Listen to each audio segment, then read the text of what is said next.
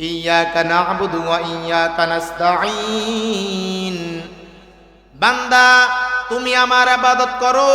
বান্দা বলতেছে ইয়াকা না'বুদু, আমি মাওলা তোমার ইবাদত করব, ওয়া ইয়াকা নাস্তাঈন, এবং আমি বান্দা মাওলা তোমার কাছে প্রার্থনা করব, তোমার কাছে সাহায্য চাইব। এই মুসলমান বাবারা, আপনারা জোরে সোরে চিৎকার দিয়ে বলেন আমরা সাহায্য চাইব কার কাছে? আরো জোরে সোরে বলেন আমরা সাহায্য চাইব কার কাছে? কিন্তু অনেক সময় দেখা যায় আমরা সাহায্য চাই গিয়া বাবার কাছে সাহায্য চাই, মাজারে গিয়া সাহায্য চাই। বান্দা বিয়ে করেছে, সন্তান হয় না। এ মুসলমান আল্লাহর গোলাম, তুমি বিয়ে করেছো, তোমার সন্তান হয় না, কিন্তু তুমি মাজারে গিয়া সন্তান চাওয়া, এটা হলো শিরকি। এই শিরকি তুমি করতে পারবা না। এ বান্দা, আল্লাহ যেহেতু তোমাকে বানাইছে, তাহলে যেই আল্লাহ তোমাকে সৃষ্টি করতেছে, মায়ের গর্ভে তোমাকে সৃষ্টি করেছে কোনো নমুনা ছাড়া। দুনিয়ার মানুষ যদি কোনো কিছু বানায় তাহলে নমুনা দেখা বানায়। এ বান্দা, এটা একটা মোবাইল বানায় দাও, বলে কেমন মোবাইল বানাইবো? আইফোন মোবাইলের মতো একটা মোবাইল বানায় দাও। কিন্তু আল্লাহ তাআলা ঘোষণা করতেছেন, বান্দা আমি তোমাকে বানাইছি, কিন্তু আমি কোনো নমুনা দেখা বানাই নাই।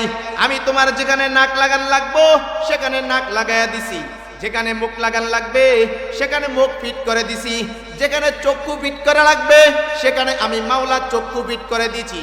এ বান্দা, তুমি একবার চিন্তা করে দেখো না, এই চোখ যদি তোমার মুখের নিচে হইতো তাহলে তুমি খাবারের সময় কি পরিস্থিতি হইতো? এই মুখ যদি তোমার পিছনে হইতো তাহলে তোমার কি পরিস্থিতি হইতো? আল্লাহ বলেন, বান্দা আমি তোমাকে এমন ভাবে বানাইছি, যখন তুমি কিছু খাওয়ার জন্য চেষ্টা করবা, চোখ দিয়া চাইবা, মুখের কাছে উঠাইবা, নাকে গ্রান পাইবা, নাকে গ্রান পাইছো, তুই এবার খাবারটা চেক করতে পারবা খাবারটা ভালো কিনা বন্ধ। চোখ দিয়া দেখতে পারতেছো খাবারটা ভালো কিনা বন্ধ। এবার মুখে দাও, জিহ্বায় বলে দিবে খাবার না চুয়া না মিঠা। এবার তুমি যদি সুস্বাদু হয় তাহলে তুমি খাবারটা খাইতে পারবা। এ বান্দা, আল্লাহ তাআলা বান্দাকে এমন ভাবে সৃষ্টি করেছেন, আল্লাহ তাআলা বান্দাকে এমন ভাবে বানাইছে। তো আল্লাহ তাআলার সাথে শিরক করা যাবে না। সন্তান দেওয়ার মালিক কে? আল্লাহ। এই সন্তান আমরা মাজারে চাইতে যাব না, কিন্তু বর্তমান যুগে একটা ফিতনা যে আমরা চাইতে যাই মাজারে। মাজারে চাইতে যাব না, কারণ সন্তান দেওয়ার মালিক আল্লাহ। যেই আল্লাহ আপনাকে আমাকে নমুনা ছাড়া বানাইতে পারছে, ওই আল্লাহ আপনাকে আমাকে সন্তান অবশ্যই অবশ্যই দিতে পারবেন, ঠিক কিনা? তাহলে মাজারে চাওয়া যাবে না। বান্দা, তুমি যদি মাজারে যাও এটা হবে শিরকি, কারণ তুমি তো সূরা ফাতিহার ভিতরে ঘোষণা করেছো ওয়া ইয়্যাকা নাস্তাঈন, ওগো দয়ার মালিক আমি আপনার কাছে প্রার্থনা চাই, আমি আপনার কাছে সাহায্য চাই। তাহলে মুসলমান জবাব দাও, তুমি নামাজে দাঁড়ায় বলতেছো আমি আল্লাহর কাছে সাহায্য চাই, কিন্তু নামাজ শেষে বাইরে মাজারে দৌড়াইতেছো, ও বাবা সন্তান দাও, সন্তান দাও, কিন্তু সন্তান দেওয়ার মালিক তো বাবাই না। বাবার কাছে যাওয়া যাবে না। বাবার কাছে যদি যাও তাহলে তুমি শিরক করলা, আল্লাহ তাআলার সাথে শিরক করলা। আল্লাহ বলেন, যেই বান্দা আমার সাথে শিরক করলো ওই বান্দার ইবাদত গ্রহণযোগ্য হবে না। বান্দা তো ইবাদত করতে হবে, শিরক মুক্ত ইবাদত করতে হবে। শিরক যুক্ত ইবাদত করলে এই ইবাদত আমি গ্রহণ করব না। এজন্য চাইতে হবে মাওলার কাছে। কিন্তু ভণ্ড পীরের কাছে গিয়া যদি আমরা চাই, ভণ্ড পীরেরা একটা কথা বলে যে পানির তলে জ্বললে বাতি, যেই বাতি আর নেবে না। খাজা বাবার মুরিদ হইলে নামাজ রোজা লাগে না, নাউজুবিল্লাহ। কিন্তু কোন নবীর নামাজ কি আল্লাহ মাফ করেছেন? মাফ করেন নাই। আমার হাবিবের নামাজই তো আল্লাহ তাআলা মাফ করেন নাই। তাহলে খাজা বাবার মুরিদ হইলে নামাজ রোজা লাগে না, এটা হলো একমাত্র শিরকি গুনাহ ছাড়া আর কিছুই না। দুনিয়ার সমস্ত কবর নিতে জানে, একটি মাত্র পৃথিবীতে কবর আছে, সেটা হলো আমার হাবিবের কবর, রাসূলুল্লাহ সাল্লাল্লাহু আলাইহি সাল্লামের কবর। সেই কবরই শুধু বান্দাকে দেয়, আর সমস্ত কবর বান্দার কাছ থেকে নেয়। তাহলে প্রশ্ন করতে পারেন যে সমস্ত কবর নেয়, কি নেয়? আর যে হাবিবের কবর যে দেয়, কি দেয়? রাসূলুল্লাহ সাল্লাল্লাহু আলাইহি সাল্লামের কবর যে জিয়ারত করলে হাদিসের ভিতরে আসছে, যেই ব্যক্তি রাসূলুল্লাহ সাল্লাল্লাহু আলাইহি সাল্লামের কবরকে জিয়ারত করবে তার উপরে আল্লাহ রাসূলের শাফাআত ওয়াজিব হয়ে গেল। সুবহানাল্লাহ। তাহলে এই জায়গায় আমার হাবিব দিয়েছেন, কিন্তু দুনিয়াতে এই হাবিবের মাজার ছাড়া, কবর ছাড়া আর যেই সমস্ত কবর আছে সমস্ত কবর বান্দার থেকে নেয়। বলে কি নেয়? এক নম্বরে হলো বান্দার ঈমান নেয়, ঠিক কিনা? বান্দার ঈমান নেয়। আর একটা বিষয় নেয়, বান্দার মাল সামানা যা আছে সব কিছু ওই মাজারে দান সদকা করে আসে। বাবার মাজারে ছাগল মানে, বাবার মাজারে গরু মানে, এ বান্দা আল্লাহ তোমাকে বানাইছে, তুমি আল্লাহর দরবারে দান করতে পারো না। যদি মাজার যদি শ্রেষ্ঠ দান করা যাইতো তাহলে সবচাইতে বড় মাজার হইতো আমার হাবিবের মাজার। এ বাবার আপনারা চিৎকার দিয়ে জোরে সোরে বলেন, ওই হাবিবের মাজারে কি আমরা সেজদা দেই কি দেই না? সেজদা দেই? সেজদা দেই না। তাহলে রাসূলের মাজারে আমরা সেজদা দেই না, রাসূলের কবরে আমরা সেজদা দেই না, রাসূলের কবরে আমরা কিছু দান করতে পারি না। তাহলে রাসূলের কবরে যদি সেজদা দেওয়া জায়েজ না হয় তাহলে দুনিয়ার কোনো ব্যক্তির কবরে সেজদা দেওয়া জায়েজ হইতে পারে না। কিন্তু মাজারওয়ালারা গান গায়, কিরামান কাতিবিন, রোজ হাসরের দিন মাওলার দরবারে যখন করবে অভিযোগ তখন বলবো বলবো আমি ছিলাম অমুক বাবার লোক। এটা গান কইতেছে, কিন্তু এটার গানে উলামায়ে কেরাম পাল্টে আর একটা গান বানাইছে, কিরামান কাতিবিন, রোজ হাসরের দিন পাইবে যে দিন যারা করেছিস বন্ড পূজার লোক, তোদের ফিদা দিয়া কইব জাহান্নামে ঢোক। এজন্য মাজারে সেজদা দেওয়া যাবে না, শিরক মুক্ত ইবাদত করতে হবে। এই ইবাদতের ভিতরে আরেকটা ইবাদত, আল্লাহ তাআলা ইবাদত করব, তো আল্লাহ তাআলা ঘোষণা করতেছেন, ওয়া কাদা রাব্বুকা আল্লা তা'বুদু, এ বান্দা একমাত্র আমার ইবাদত করো। তোমার যেদিন থেকে ঈমান এনেছো, ঈমান আনার পর থেকে আমার ইবাদত মৃত্যু পর্যন্ত তোমার উপরে করা ফরজ। এ বান্দা আমার ইবাদত যেমন মৃত্যুভাবে করা ফরজ, আমার ইবাদতের সাথে আরেকটা ইবাদত আমি যোগ করে দিয়েছি, সেই ইবাদত হলো তোমার মাতা পিতার খেদমত করা। তোমার মাতা পিতার খেদমত করতে হবে। এজন্য আল্লাহ তাআলার আমলের সাথে আল্লাহ তাআলা পরবর্তীর সাথে সাথে ঘোষণা করতেছেন, ওয়া কাদা রাব্বুকা আল্লা তা'বুদু ইল্লা ইয়াহু ওয়া বিল ওয়ালিদাইনি ইহসানা, বাবা মার সাথে ইহসান করো। বলে ইহসান কি জিনিস? ইহসানের ব্যাখ্যা মুফাসসিরিনে কিরাম ইহসানের ব্যাখ্যা করতেছেন যে তোমার মা বাবা তোমাকে অনেক কষ্ট করে লালন পালন করেছে, কিন্তু তুমি যদি চিন্তা করো আমার মা বাবা ছোটকালে আমাকে কষ্ট দিয়েছে, আমিও তাকে কষ্ট দিব, তাহলে এটা ইহসান হলো না। ইহসান বান্দা তুমি নেওয়ার সময় কম নিবা, দেওয়ার সময় তুমি বেশি দাও, এটাই হলো ইহসান। ওয়া কাদা রাব্বুকা আল্লা তা'বুদু ইল্লা ইয়াহু ওয়া বিল ওয়ালিদাইনি ইহসানা, এ বান্দা তুমি পিতা মাতার সাথে ইহসান করো, ইহসান করো, ইহসান করো। বান্দা তুমি নেওয়ার সময় কম দাও, মা বাবাকে তুমি দেওয়ার সময় বেশি দাও। আল্লাহ তাআলা সামনের আয়াতে ঘোষণা করতেছেন, ইম্মা ইয়াবলুগান্না ইনদাকাল কিবারা আহাদুহুমা আও কিলাহুমা ফালা তাকুল লাহুমা উফফিন ওয়ালা তানহারহুমা, এ বান্দা বাবা মা যখন বৃদ্ধা হয়ে যায় তখন তুমি তাদেরকে ধমক দিবা না, ধমক দিয়া কথা বলবা না। তুমি যদি ধমক দিয়া কথা বলো তাহলে তোমার বাবা মা কষ্ট পাবে।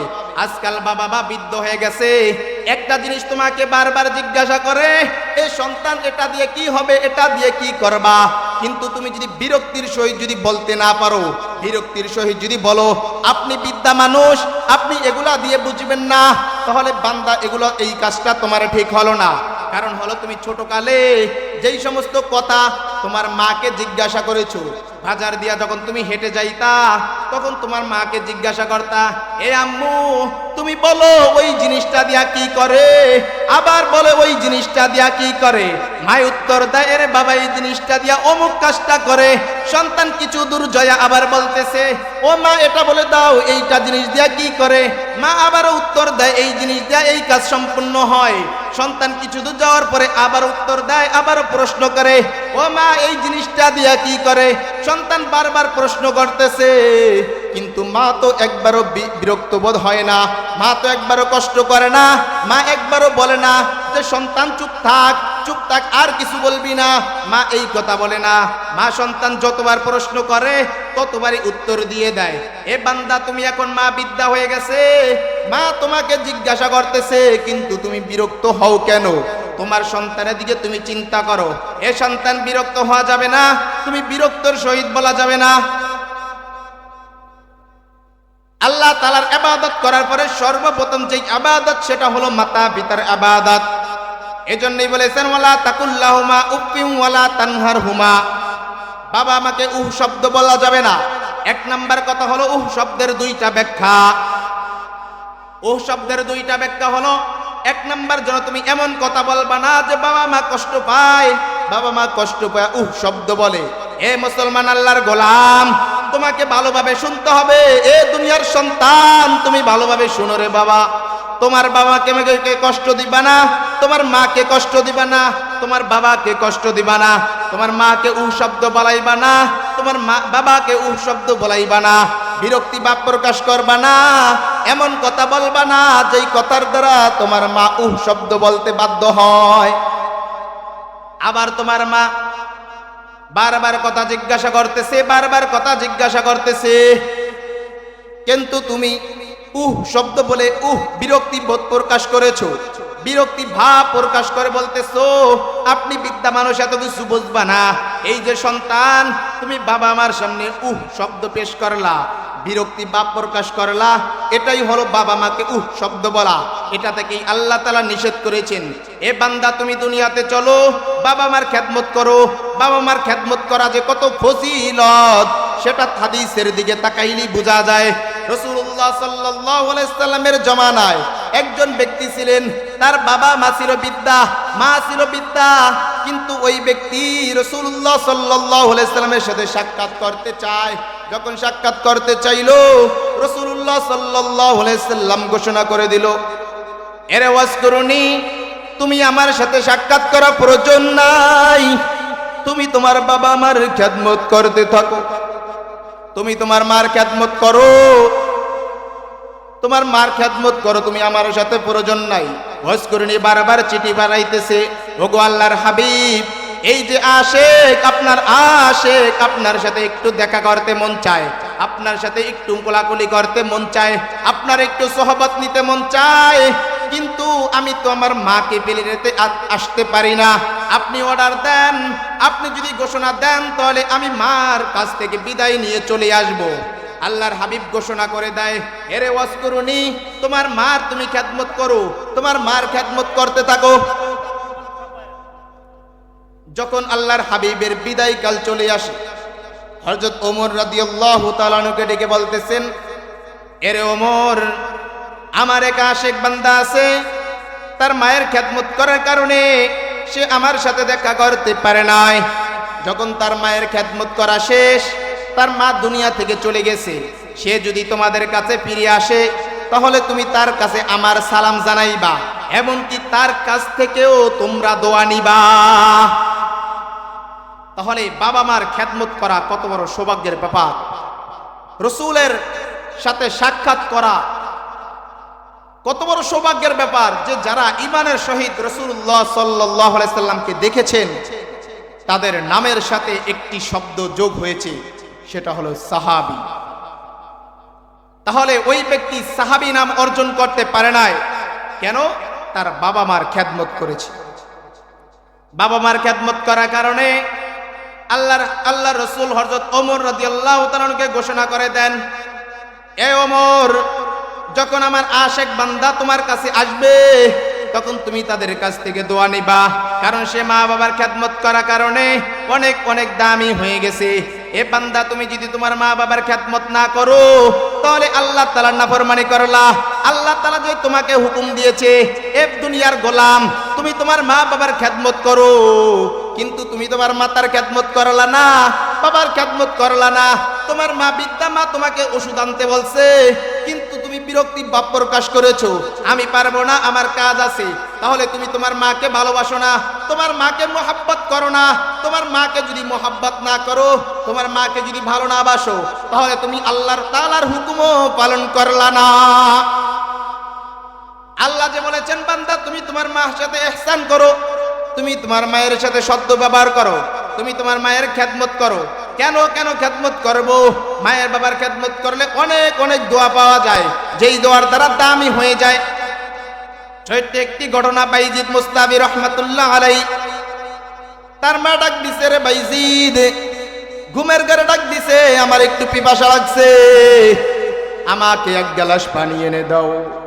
যখন তার মা ডাক দিল, তখন বাইজিদ তার ঘুমের ঘর থেকে উঠে মার জন্য এক গ্লাস পানি নিয়ে যায়। যখন পানি নিয়ে দাঁড়িয়ে গেল, মার রুমে যায়, দেখতেছে মা ঘুমিয়ে গেছে। মা ঘুমিয়ে গেল, এখন মাকে কিভাবে ঘুম থেকে জাগাইব? এ মুসলমান বাবারা, এ মুসলমান সন্তান, তুমি একটু ভালো করে শুনো রে সন্তান, আজকে তুমি কি মা বাবার খেদমত করতেছো, কিভাবে মার কাছ থেকে দোয়া নিতেছো?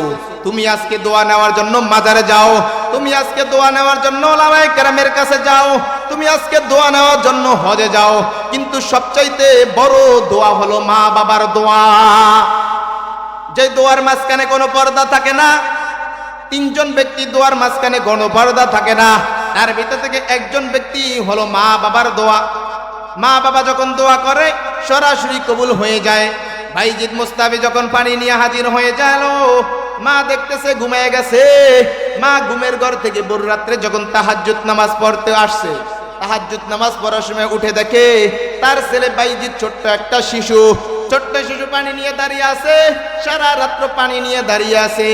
মা তার দিকে তাকায় বলতেছে, রে সন্তান, তোমাকে তো আমি কত আগে বলেছি পানি আনার জন্য, কিন্তু এখন তো 3-4 ঘন্টা হয়ে গেল আমি মা ঘুমিয়ে গেছি। তুমি তো পারতা পানির গ্লাসটা রেখে মায়ের টেবিলে রেখে যায় ঘুমিয়ে পড়তা পারতা, কিন্তু তুমি কেন ঘুমাও নাই? এ সন্তান ডাক দিয়ে বলে, ওগো মা, আমি ঘুমাই নাই এই কারণে, যদি আবার ঘুমের ঘর থেকে উঠে আবার পানি চাও, যদি আমি সন্তান যদি না দিতে পারি গো, তাহলে আমি সন্তান তো মা বাবার দোয়া পাবো না, আমি সন্তান আল্লাহর হুকুম পালন করতে পারলাম না। যখন এই কথা সন্তান মার কাছে বললো, মা হাত উঠে দোয়া করে দিল, ওগো আল্লাহ, আমার বাইজিদকে দেওয়ার মতো কিছু নাই, তুমি আমার বাইজিদকে আল্লাহর ওলি বানায় দাও, তুমি আমার বাইজিদকে দ্বীনের জন্য কবুল করে নাও। একটি গ্লাসে পানির তরে শিশু বাইজিদ কোলে তুলে, হাত তুলে মা বলে বাইজিদকে ওলি বানাও, হাত তুলে মা বলে বাইজিদকে ওলি বানাও। মায়ের দোয়া লও রে মুমিন, মাহের দোয়া লও, মায়ের দোয়া লও রে মুমিন, মাহের দোয়া লও। বিপদে পড়বে না তুমি যখন যেথায় যাও, বিপদে পড়বে না তুমি যখন যেথায় যাও। মায়ের দোয়া লও রে মুমিন, মাহের দোয়া লও। বাইজিদ মুস্তাবি মায়ের দোয়া লওয়ার কারণে দামি হয়ে গেল, দামি হয়ে গেল। আল্লাহর ওলি হিসাবে বাইজিদ মুস্তাবি আল্লাহর কাছে কবুল হয়ে গেল। এ বাবা জবাব দাও, ভালো করে জবাব দাও, বাইজিদ মুস্তাবি আল্লাহর যে ওলি হলো, কার দোয়ায় ওলি হলো? আরো জোরে সরে বলেন, কার দোয়ায় ওলি হলো? মায়ের দোয়ায় বাইজিদ মুস্তাবি আল্লাহর ওলি হয়ে গেল। কিন্তু তুমি যদি আল্লাহ তাআলার খেদমত, মা বাবার খেদমত করতে না পারো, তাহলে আল্লাহ তাআলার হুকুম পালন করতে পারলা না। আল্লাহ তাআলা যে বলছে মা বাবার খেদমত করো, তুমি যদি মা বাবার খেদমত না করো, তাহলে তুমি আল্লাহর হুকুম পালন করতে পারো নাই। এরে মুসলমান, আল্লাহর গোলাম, যখন তোমার মা বৃদ্ধা হয়ে যায়, তোমার 5 সন্তান থাকে, ওই মা বাবার 5 সন্তান থাকে, তখন সন্তানেরা কি করে? মাকে ভাগাভাগি শুরু করে। বড় ভাই খাওয়াইবে 1 মাস, ছোট ভাই খাওয়াইবে 1 মাস, মেজো ভাই খাওয়াইবে আরেক মাস, এমন করে মা বাবাকে বছর পার করায় দেয়। এরে সন্তান জবাব দাও, জবাব দাও, তোমার মা তুমি যখন ছোট ছিলা, তোমাকে কি ভাগ করেছে? 1 সপ্তাহ খাওয়াইবো, 1 মাস খাওয়াইবো, 1 বছর খাওয়াইবো, তারপর খাওয়াইতে পারবো না, এরকম মা কখনো বলে নাই। মা বলেছে বাবা তুই যতদিন বেঁচে আসস আমার দ্বারে থাকবি, আমার কোলে হবি, আমার দ্বারে থাকবি, আমার খেদমত করবি। এর সন্তান, তোমার মা যদি ছোটকালে তোমাকে ভাগ না করে খাওয়ায়, তাহলে তুমি বড় হওয়ার পরে কেন মা বাবাকে ভাগ করে দিতেছো? তুমি যদি মা বাবার খেদমত করতে পারো আলহামদুলিল্লাহ, শুকরিয়া তার বিষয় যে বড় ভাই আমার কাছে রাখে না, বড় ভাই মা বাবাকে রাখে না, ছোট ভাই রাখে না, আমি রাখতে পারতাছি, মা বাবার দোয়া পাইতেছি, মা বাবা তো খাইতেছে আর আমার জন্য দোয়া করতেছে। এর সন্তান, মা বাবার দোয়া আল্লাহর আরশের কাছে কবুল হয়ে যায়। এই জন্য মা বাবার দোয়া নিব, মা বাবার বিরুদ্ধে করব না। মা বাবা যখন যেই কাজের অনুমোদন দেয় ওই কাজই করার চেষ্টা করব। মা বাবা যে কত দামি সম্পদ, মা বাবা যখন চলে যায় তখন বোঝা যায় যে মা বাবা কত দামি ছিল। এর সন্তান চিন্তা করো, যখন ছোট্টকালে তুমি পায়খানা করে দিয়েছিলা, পায়খানা করে দেওয়ার পর মা, চাচি, খালা, পুপি সবাই এক জায়গায় খাবার খায়, কিন্তু তুমি পায়খানা করে দেওয়ার পরে খালা বলল গন্ধ আসে চলে যায়, পুপি গন্ধ আসলো চলে গেল, খাবার থেকে উঠে চলে গেল, কিন্তু ওই মা দেখবা খাবার নিয়ে চলে যায় না। ওই মা, তুমি কাপড়ের ভিতরে তোমার পায়খানা পেঁচিয়ে ওই মা দ্বিতীয়বার আবার খাবার খাওয়া শুরু করে, কিন্তু মা একবারও নাক ছিটকায় না, মা একবারও নাক ছিটকায় না। কিন্তু আজকাল তুমি মা বাবার কাপড় চোপড় ধুইয়া দাও না। মা বাবার কাপড় চোপড় ধুইয়া দিবারে সন্তান, মা বিদ্যা হয়ে গেছে, মা পায়খানা করে দিছে, মা বাবার কাপড় চোপড় ধুইয়া দিবা। তুমি এটা মনে মনে কল্পনা করবা, আমি ছোটকালে যখন ছোট ছিলাম কাপড়ের ভিতরে পায়খানা করে দিয়েছি, মা বাবা কখনো ধমক দেয় নাই, কিন্তু আজকাল বিদ্যা হয়ে গেছি। এখন তুমি যদি, তোমার বাবা যদি পায়খানা করে, তাহলে তুমি ধমক দিবা কিভাবে? তুমি তো চিন্তা করা দরকার যে আমি যখন ছোট ছিলাম তখন আমার মা বাবাও তো আমাকে ধমক দেয় নাই। এরে মুসলমান আল্লাহর গোলাম, এ মুসলমান সন্তান, তুমি চিন্তা করো, যখন তুমি গভীর রাত্রে পেশাব করে দিয়েছিলা, পেশাব করে দেওয়ার পর তোমার মা যখন হাত দিয়ে দেখলো ভিজা জায়গা, তোমার মা দেখবা তোমাকে বুকের উপর নিয়ে ঘুমায়, অথবা তোমার মা সরে গিয়ে ভিজা জায়গায় শোয়, ভিজা জায়গায় শুয়ে তোমাকে শুকনা জায়গায় শোয়ায়। আবার যখন সেই জায়গায় পেশাব করে দেয় তখন চিন্তা করে আমার সন্তানের ঠান্ডা লাগবে, না না আমি ঠান্ডা লাগতে দিব না, আমার সন্তানকে আমি ঠান্ডা লাগতে দিব না, আমার কলিজার সন্তান, আমি সন্তানকে ঠান্ডা লাগতে দিব না। এই চিন্তা করে মা বুকের উপরে সন্তানকে নিয়ে ঘুম পাড়ায়। এর সন্তান একটু চিন্তা করবে, ওই কাজে তোমাকে পালন করা লাগবে, বাকি কাজ বাদ। তোমার মা তোমাকে যেই কাজের অর্ডার দিয়েছে ওই কাজে তুমি পালন করা লাগবে। এর সন্তান ভালো করে শুনো, মা বাবার খেদমত না করলে কি হয়, মা বাবা যে কথার জবাব না দিলে কি হয়। জুরাইস নামক একজন ব্যক্তি, মা যখন ডাক দিল, এর জুরাইস আমার কাছে আয়, একটি কথা শুনে যা। জুরাইস মার কথা কোনো এলাও করলো না। একবার, দুইবার, তিনবার যখন মা ডাক দিল, কিন্তু জুরাইস কোনো এলাও করলো না। এলাও না করার কারণে মা কষ্ট পাইছে, মনে মনে কষ্ট পাইছে। মা যখন কষ্ট পাইছে আল্লাহর কাছে দোয়া করেছে, ওগো আল্লাহ, তুমি আমার সন্তানকে বেইজ্জতি না করে দুনিয়া থেকে নিও না। যখন মা দোয়া করেছে, মায়ের দোয়া তো আল্লাহর কাছে কবুল হয়ে গেছে। মায়ের দোয়া যখন কবুল হয়ে গেল, তখন ওই জুরাইজের কাছে একজন দেহ ব্যবসা ব্যক্তি নারী আসলো, এসে বলতেছে, এ জুরাইজ আল্লাহর ওলি মানুষ, আমি জানি তুমি বড় আল্লাহর ওলি, কিন্তু তুমি আমার সাথে অপকর্ম করতে হবে। যখন এই কথা বলল তখন জুরাইজ অস্বীকার করলো, কারণ তিনি বড় আল্লাহর ওলি ছিলেন। আল্লাহর ওলি থাকার কারণে তিনি আল্লাহকে ভয় পাইতেন যে না না, আমি আল্লাহর নাফরমানি করতে পারি না। যখন তুমি এরকম ভয় পাইলেন, ওই দেহ ব্যবসা মহিলা অন্য একজনের কাছে গিয়ে তার সাথে অপকর্ম করে তার গর্ভে যখন সন্তান আসলো, সে জুরাইজের নামে অপবাদ দিতে লাগলো, এ জুরাইজে আমার নামে আমার সাথে অপকর্ম করেছে, আমার সাথে অপকর্ম করে আমার গর্ভে সন্তান নিয়ে আসছে। যখন দেহ ব্যবসার মহিলার ঘরে যখন সন্তান আসলো, সবাই তো অবাক যে তোমার তো বিয়ে হয় নাই, তাহলে তোমার গর্ভে সন্তান কেন?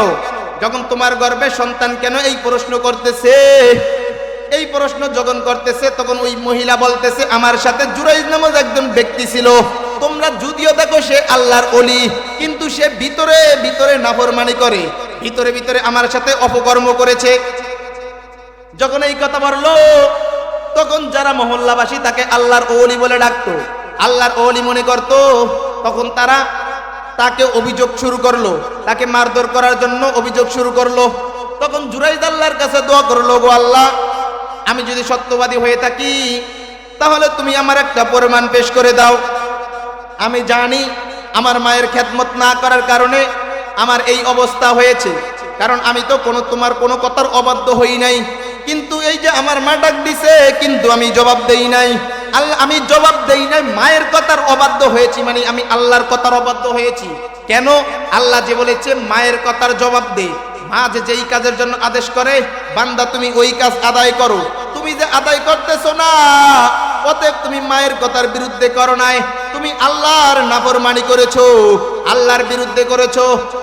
এই কথা জুরাইজ বুঝতে পারলো।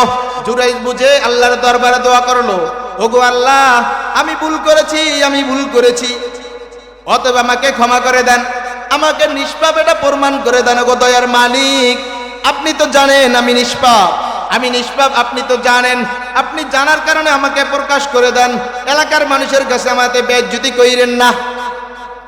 যখন এই কথা বললো, আল্লাহ তাআলা তার দোয়া কবুল করে নিল। ওই সন্তান যখন গর্ভ থেকে সন্তান প্রসব করলো, সন্তান প্রসব করার পরে জুরাইজ বলতেছে, এবার জুরাইজকে বলতেছে, এবার তোমার প্রমাণ দাও, তুমি যে নিষ্পাপ, তুমি যে মহিলার সাথে অপকর্ম করো নাই, এবার তার প্রমাণ দাও। জুরাইজ বলতেছে, এই ছোট্ট শিশুই আমার প্রমাণ। যখন ছোট্ট শিশু প্রমাণ করে বলল, এ ছোট্ট শিশু কথা বলো, তুমি তো জানো তোমার বাবাকে, তুমি তো জানো, ঘোষণা দাও তোমার বাবাকে। যখন এই কথা বললো, ওই যে আল্লাহর দরবারে দোয়া কবুল হয়ে গেছে, আল্লাহর দরবারে কবুল হওয়ার কারণে তা ওই শিশুর মুখ থেকে জবান বের হয়ে গেল যে আমার জুরাইজ নিষ্পাপ মানুষ। তাহলে জুরাইজকে বেইজ্জতি করলো। মা যে বলেছে আমার জুরাইজকে বেইজ্জতি না করে দুনিয়া থেকে নিবা না, এই যে জুরাইজকে বেইজ্জতি করলো। জুরাইজ যে আল্লাহর বড় ওলি ছিল, কিন্তু এই যে মায়ের কথার অবাধ্য হওয়ার কারণে মায়ের দোয়া কবুল হয়ে গেছে।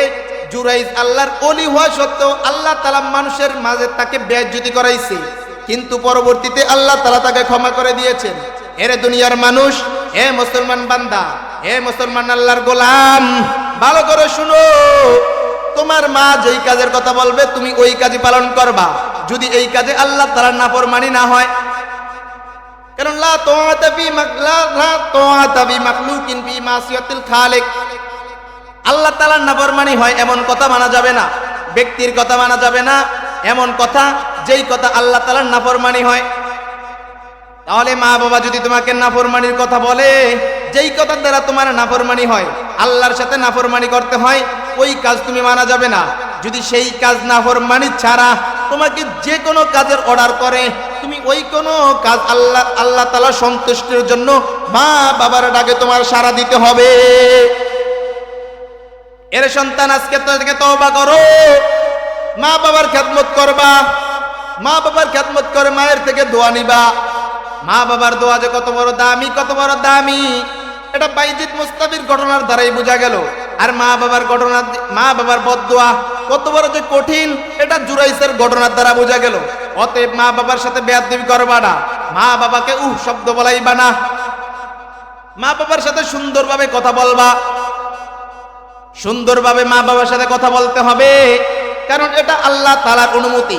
আল্লাহ তাআলা যে বলেছেন, বান্দা আমার ইবাদত করো, আমার ইবাদত করার পরে তোমার মায়ের খেদমত করো। অতএব মায়ের খেদমত করতে হবে, কারণ মায়ের সাথে নাফরমানি করা যাবে না। মায়ের সাথে যদি নাফরমানি করি তাহলে আল্লাহ তাআলার নাফরমানি হয়ে যাবে, কারণ আল্লাহ তাআলার হুকুমের অবাধ্য হয়ে যাবে। অতএব মাকে শব্দ বলা যাবে না। আলা তাকুল্লাহুমা উফফিউ ওয়ালা তানহারহুমা, মা বাবাকে ধমক দেওয়া যাবে না। আজকাল স্ত্রীর কথা অনুযায়ী ধরে মা বাবাকে ধমক দেয়। এরে সন্তান, এরে মুসলমান আল্লাহর গোলাম, ভালো করে বুঝো, আল্লাহ রাসূল যে বলেছে জান্নাত মায়ের পায়ের নিচে, ওই জান্নাত তোমার অর্জন করতে হবে। তবে স্ত্রীকেও মায়ের কথায় কষ্ট দেওয়া যাবে না, মায়ের কথা স্ত্রীকে কষ্ট দেওয়া যাবে না, আবার স্ত্রীর কথা মায়ের কথায় মাকে কষ্ট দেওয়া যাবে না। কারণ হলো মায়ের পায়ের নিচে জান্নাত, আর স্ত্রীর হলো সার্টিফিকেট। তুমি যদি সার্টিফিকেট যদি অর্জন করতে না পারো তাহলে ওই জান্নাতে ঢুকবা কি করে? তুমি জান্নাতে অর্জন করেছো, মা বাবার খেদমত করার জন্য তুমি স্ত্রীকে কষ্ট দিয়েছো, তাহলে স্ত্রী তোমার বিরুদ্ধে যদি সাক্ষী দেয় তাহলে তুমিও জান্নাতে যাইতে পারবা না, কারণ স্ত্রীর সার্টিফিকেট লাগবে। মা বাবা থেকে খেদমত করবা, স্ত্রী থেকেও খেদমত করবা, স্ত্রীরও খেদমত করতে হবে, মা বাবারও খেদমত করতে হবে। কারণ হলো স্ত্রীর সার্টিফিকেট লাগবে মা বাবার পায়ের তলের নিচে জান্নাতে যাওয়ার জন্য। এজন্য স্ত্রীর কথা অনুযায়ী মা বাবাকে ধমক দেওয়া যাবে না, আবার মা বাবার কথা অনুযায়ী স্ত্রীকে ধমক দেওয়া যাবে না। একজন ব্যক্তি স্ত্রীর কথা অনুযায়ী মাকে খাওয়াইতে পারবে না, স্ত্রী অভিযোগ করলো তোমার মাকে আমি আর খাওয়াইতে পারবো না, তুমি টাকা পাঠাও, তোমার আরো তো ভাইরা আছে, অতএব আমি আর তোমার মাকে খাওয়াইতে পারবো না, তোমার মাকে অন্য ভাইদের কাছে দিয়ে আসো। অন্য ভাইরাও নিতে রাজি না, তখন কি করবে? মাকে বৃদ্ধাশ্রমে দিয়ে আসবে। মাকে যখন বৃদ্ধাশ্রমে দিয়ে আসলো, এ সন্তান জবাব দাও, আজকাল এমন বৃদ্ধাশ্রম বানাইছে কেন? এত বৃদ্ধাশ্রম বানাইছে কারণ হলো তুমি যে মা বাবার খেদমত করো না। মা বাবার খেদমত না করার কারণে এই যে সরকারি ফান্ডে থেকে বৃদ্ধাশ্রম তৈরি হলো, ওই ব্যক্তি মাকে বৃদ্ধাশ্রমে দিয়ে আসলো, এসে যখন রাত্রিবেলা দেখতেছে তার সন্তান, আর একটা কোলের সন্তান কান্না করতেছে, স্ত্রী তাকে হাত করানোর জন্য বারান্দায় বারান্দায় ঘুরতেছে। কি হলো? স্ত্রীকে ডাক দিল, এই স্ত্রী, এই বিবি সাহেব, কি হলো কি হলো, তুমি এমন ভাবে ঘোরাঘুরি কেন করতেছো? স্ত্রী জবাব দেয়, আমার সন্তান আজকাল কান্না করতেছে, ঘুম আসে না। কান্না করতেছে তো ঘুম আসবে না, তো শোয়া থো, ঘুম আসবে না তো আসবে। স্ত্রী বলল, সন্তানের ভালোবাসা তুমি বুঝবা না, তুমি বাবা হয়ে ভালোবাসা বুঝবা না। একটা সন্তান জন্ম দেওয়া যে মায়ের কাছে কত বড় কষ্ট, সেটা একমাত্র মা ছাড়া কেউ বোঝে না, একমাত্র মা ছাড়া কেউ বোঝে না। মা বোঝে সন্তান জন্ম দেওয়া কত বড় যে কষ্ট। অতএব এই যে সন্তান ঘুমায় না, সন্তান যদি না ঘুমায় আমি মাও ঘুমায় থাকতে পারবো না। ওই ব্যক্তির ভিতরে যখন রহমত আসলো, আল্লাহ তাআলা তার ভিতরে জানায় দেয়, একটু বান্দা চিন্তা করো। বান্দা যখন চিন্তা করলো আমার সন্তান কান্না করতেছে, আমার স্ত্রী ঘুমায় না, অতএব সন্তানের মা ঘুমাইতেছে না, আমিও তো ছোটবেলায় এমনি ভাবে কান্না করছিলাম, কিন্তু আমার মাও তো ঘুমায় নাই, আমার মাও তো আমাকে নিয়ে বারান্দায় বারান্দায় হাঁটছে। এর সন্তান তুমি জবাব দাও, আজকাল মাকে বৃদ্ধাশ্রমে রেখে আসে কেমনে? তুমি একলা ঘরে স্ত্রীকে নিয়ে ঘুমিয়ে থাকো। স্ত্রীকে নিয়ে ঘুমিয়ে থাকা যাবে না, মা বাবার খেদমত করতে হবে, স্ত্রী থেকে সার্টিফিকেট নিতে হবে। মায়ের খেদমত যদি না করতে পারো তাহলে মায়ের অভিশাপ হয়ে যাবে। মায়ের যদি বদদোয়া দিবে আল্লাহ তাআলা কবুল করে নেবেন, সাথে সাথে কবুল করে নেবেন। এর সন্তান মা বাবার বদদোয়া নিবা না, মা বাবা থেকে দোয়া নিবা। যেখানে যাও মা বাবা থেকে দোয়া নাও। মা বাবা যদি বৃদ্ধা হয়ে যায় তাহলে তাদেরকে কাছে টেনে নাও। এই হলো মা বাবাকে খেদমত করার একটা সুযোগ। কারণ মা বাবার খেদমত করার সুযোগ সবাই পায় না, তুমি পেয়েছো, তুমি আল্লাহ তাআলা দরবারে শুকরিয়া আদায় করো। ওগো দয়ার মালিক, আমি একজন দোয়া করার নেওয়ালা মানুষ পাইছি যে আমার টাকাইবে, কিন্তু আমার ঘরে বসে বসে আমার জন্য দোয়া করবে, আমার মা আমার জন্য দোয়া করে। এই যে আজকে আমি এই পর্যন্ত আসলাম, কোরআন হাদিস পড়েছি, মাদ্রাসায় পড়েছি, কারণ হলো আমার পিছনে আমার মা বাবার অবদান আছে। আমার মা বাবা যদি দোয়া না করতো তাহলে আমি আজকাল এই পর্যন্ত আসতে পারতাম না, আপনাদের সম্মুখে বসে কোরআন হাদিসের কথা বলতে পারতাম না। কেন পারতেছি? এক নাম্বার কারণ হলো আমার মা বাবার দোয়া আছে। এই জন্য মা বাবার দোয়া নিতে হবে। কিন্তু মা বাবা দোয়া নেওয়ার জন্য আপনাদের একটি শর্ত আছে। আমরা যারা বাবা, বাবা ভালো করে শুনো, তুমি তোমার সন্তানকে যদি খেদমত করতে নাও, এ সন্তান তোমার মা বাবার খেদমত করবা। বাবারা আপনারা একটু ভালো করে শুনেন, আপনাদেরকে একটা নসিহত করে যাই, সেটা হলো নেক সন্তান তৈরি করবেন। নেক সন্তান তৈরি করা না করার কারণে আজকাল আমাদের বৃদ্ধাশ্রমে যাইতে হয়। বৃদ্ধা হওয়ার পরে সন্তানের কাছে ধিক্কার জানতে হয়, ধিক্কার শুনতে হয়। কেন? সন্তান যখন ঈমানের বদৌলতে হয়ে যায়, সন্তান যখন আলেম হয়, তখন সন্তান মা বাবাকে ধমক দেয় না, মা বাবার সাথে বেয়াদবি করে না। কেন? আল্লাহ তাআলার নাফরমানি হয়ে যাবে। এই জন্য মা বাবা কথা বলে, কিন্তু সন্তান কথা বলে ভয়ে ভয়ে, যে আমার নাকি আবার মা বাবার নাফরমানি হয়ে যায়। কিন্তু সন্তানকে তুমি যদি কোরআন হাদিস না শিখাইতে পারো, যদি দুনিয়ার লেভেলের শিখাও, আলেম বানাইতে পারো নাই, কোরআন হাদিস শিখাইতে পারো নাই, ওই জায়গায় যদি মা বাবা থাকে তখন মা বাবা ভয়ে ভয়ে কথা বলে যে না জানে আমার কোন কথায় সন্তান আবার বেয়াদবি প্রকাশ করে, বেয়াদবি যদি প্রকাশ হয়ে যায় তাহলে আমার সন্তান আমাকে বাড়ি থেকে বের করে দিবে। সন্তান যদি আলেম হয় সন্তান ভয়ে ভয়ে কথা বলে, কিন্তু সন্তান যদি গায়রে আলেম হয় তখন মা বাবা ভয়ে ভয়ে কথা বলে যে মা বাবাকে ঘর থেকে বের করে দিবে। আর সন্তান আলেম হইলে চিন্তা করে কোন কথায় না জানি আমার মাকে বেয়াদবি হয়ে যায়, এই জন্য ভয়ে ভয়ে কথা বলতেছে। ছোট্ট একটি ঘটনা বলে শেষ করে দিব। সন্তানকে আলেম হইলে কি লাভ? একজন ব্যক্তি তার সন্তানকে কোরআনে হাফেজ বানাইছে, কিন্তু মা বাবা কবরে চলে গেছে। মা বাবা কবরে যখন চলে গেছে সন্তান কোরআন তেলাওয়াত করতেছে, সন্তান কোরআন তেলাওয়াত করে মা বাবা কবরে শুয়ে শুয়ে আমল পাইতেছে, সওয়াব পাইতেছে। মা বাবার কবরটা কবরে নূরে নূরান্বিত হইয়া যাইতেছে। একজন আল্লাহর ওলি তিনি যখন কবরস্থানের পাশ দিয়ে যাইতেছিলেন তখন দোয়া করতেছেন, ওই কবরস্থানের পাশে দাঁড়ায় দোয়া করলেন, ইয়াসিন সূরা তিলাওয়াত করলেন, সূরা ফাতিহা তিলাওয়াত করলেন, চারকুল তিলাওয়াত করলেন, আয়াতুল কুরসি তিলাওয়াত করলেন। এগুলো তিলাওয়াত করে কবরবাসীর জন্য রূহের মাগফিরাত করে দিলেন। ওই আল্লাহর ওলি যখন ঘুমাইলো তখন স্বপ্নে দেখতেছে ওই কবরস্থানে একজন ফেরেশতা নেকি বন্টন করতেছে। আর কবরস্থানের যারা বাসিন্দা ছিল শুয়েছিল, তারা শুয়েছিল, তারা ওই নেকি নেওয়ার জন্য ফেরেশতাদের কাছে লাইন ধরতেছে, সিরিয়ালে লাইন ধরতেছে, ফেরেশতা দিতেছে তো নেকি নিতেছে। এই স্বপ্ন আল্লাহর ওলি দেখলো। আল্লাহর ওলি দেখার পরে আরেকবার দেখলো যে কবরস্থানের সকল মানুষ লাইন ধরে সওয়াব নিতেছে, কিন্তু একজন বৃদ্ধা মহিলা সে শুয়ে আছে।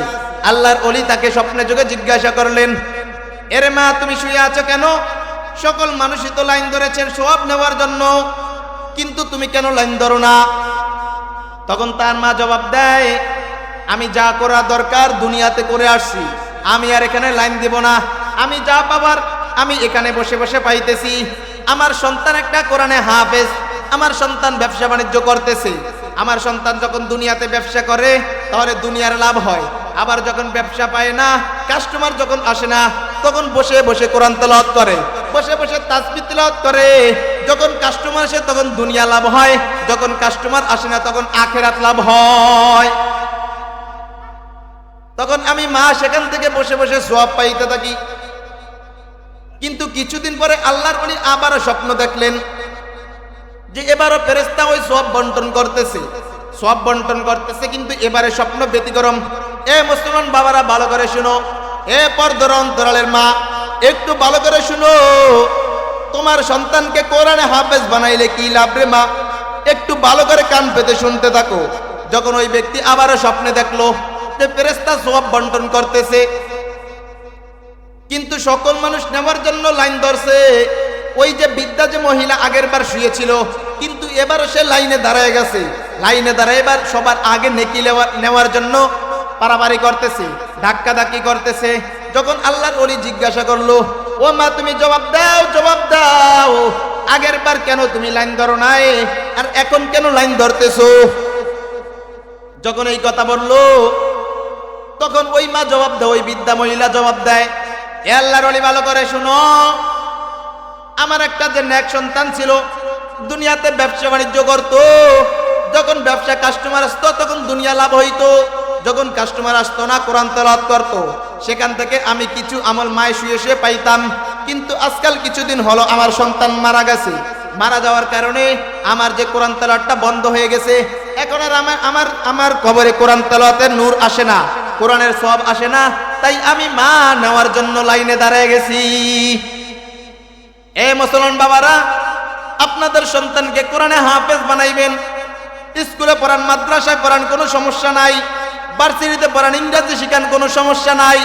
কিন্তু আপনার সন্তান যদি কোরআন শিখতে না পারে গো মা, তাহলে মুসলমান পরিচয় দেওয়াটাই ব্যর্থ হয়ে যাবে। কারণ আল্লাহ যে বলেছেন, আর রহমান আল্লামাল কোরআন খলাকাল ইনসান, আমি আল্লাহ রহমান, তারপরে আমি আল্লাহ রহমান। আর রহমান আল্লামাল কুরআন, খলাকাল ইনসান, আমি আল্লাহ রহমান, তারপরে মানুষকে কোরআন শিখাইছি, তারপরে মানুষ বানাইছি।